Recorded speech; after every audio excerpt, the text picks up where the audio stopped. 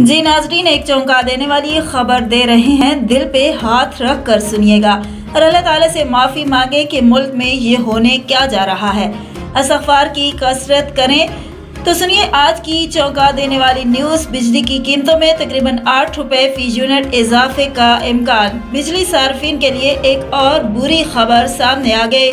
बिजली की कीमत में 7 रुपये 96 पैसे फी यूनिट इजाफे का इम्कान है। सेंट्रल पावर परचेसिंग कंपनी की जानिब से मई की माहाना फ्यूल प्राइस एडजस्टमेंट की मद में दरख्वास्त दायर कर दी गई।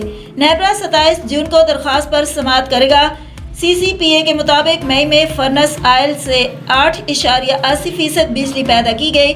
फर्नस आयल से 33 रुपये 67 पैसे फी यूनिट बिजली पैदा हुई। मकामी गैस से 10% दरामदी, LNG से 22.79% बिजली पैदा की गई। मई में पानी से 24.50% बिजली पैदा की गई। मई के लिए रेफरेंस लागत 5 रुपये 93 पैसे फी यूनिट मुकर्रर थी।